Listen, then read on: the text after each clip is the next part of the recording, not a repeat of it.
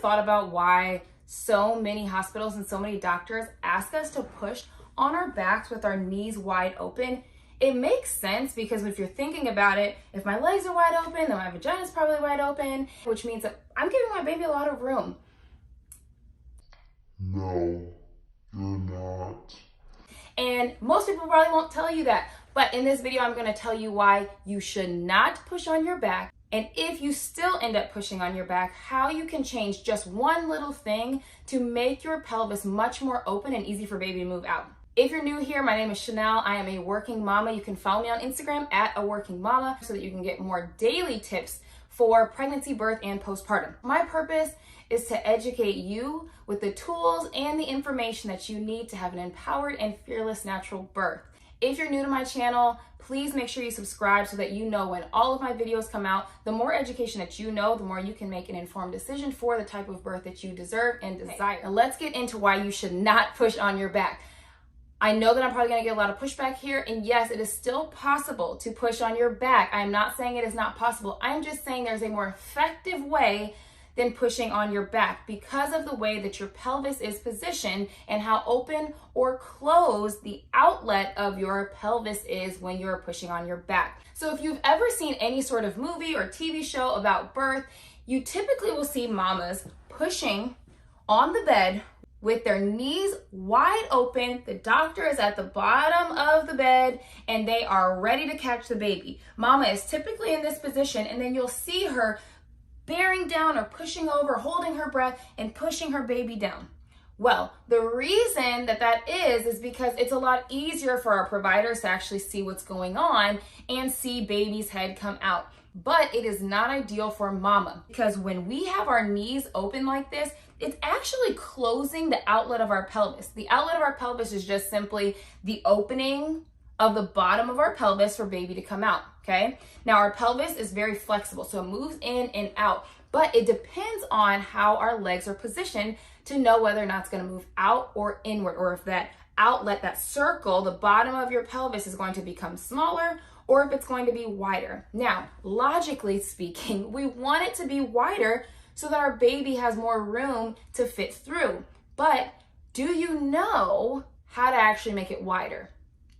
Here's what I want you to do. I want you to pause this video if you're not sitting somewhere comfortably and go somewhere and sit on a hard surface. Now, once you get to that surface, I want you to sit down, preferably on a chair. I'm gonna do this on the ground just for the sake of not moving in this video, but I want you to sit down on a hard chair, a hard surface, and I want you to take both of your hands and find your sit bones, or these two little pointy bones underneath your butt. And I want you to put one hand under each of those sit bones. Once you find your sit bones, I want you to take your feet and put them on the ground flat, and I want you to move your knees together, and then I want you to move your knees outward as far as you can, and then back together, and then outward. What I want you to notice is what is happening with those bones, those sit bones, as you move your knees outward and as you move your knees together. What you should notice is as you move your knees outward, those bones come closer together. And as you move your knees together, those bones move further away from each other. That is the outlet of our pelvis. So think about it. If my knees are out like this, what is happening with my pelvis, the outlet of my pelvis, those sit bones? They got closer together. So we're making it smaller. We're making that circle or that outlet smaller for baby to exit. So it's not that it's impossible to push on your back. It's just that you're not giving baby that much room, which makes it a little bit more difficult for baby to come out. So in a perfect world, one, we would not be sitting on our backs or laying on our backs because there are so many other positions that will allow our knees, right, to be more narrow than our ankles. That's what we just saw. When our hands were under our butts, our knees went in and our ankles moved outward, which provided a much wider space for baby to move out. Some of the most common positions for that outlet to be open are hands and knees, because if I'm on hands and knees, I can actually easily shift my knees in and bring my ankles outward.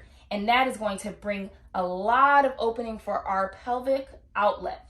Now, if you're unable to be in a hands and knees position, you have to know you also have the right to be in hands and knees position if you're comfortable. So make sure that if that's a position that you want to be in, make sure you discuss that and put that on your birth plan to talk to your provider about. But if you are not able to be on hands and knees for whatever reason, or you don't feel strong on hands and knees, I actually pushed in hands and knees, didn't expect to, but that's just where I felt the strongest. You can also lay on your side.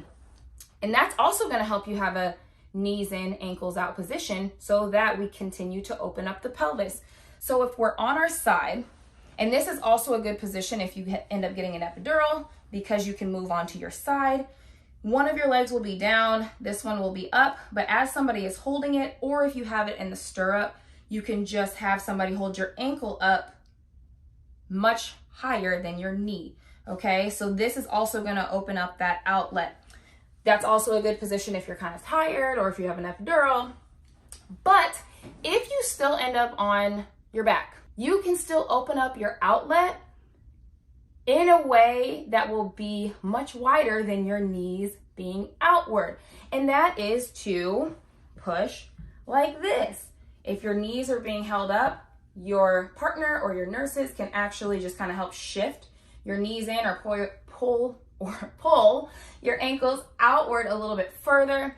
You can also flatten the bed so that you're not at this angle, because when you're at this angle, kind of sitting up and bearing over your belly, it might give you a little bit more pressure on your belly to push baby out, but because of how our pelvis is kind of curved under in this position, it still makes it a little bit more difficult for baby to move around your pelvis. And so when your body is flat, or when you're laying flat on your back, it actually makes your spine a lot more neutral and in line with one another, which gives baby a much clearer and straight pathway to exit your body. So if you end up on your back, I would highly encourage you to make sure that your knees are in, your ankles are out when you are pushing, or any position at that matter if you're pushing, knees in, ankles out, because we want to open up the outlet of the pelvis.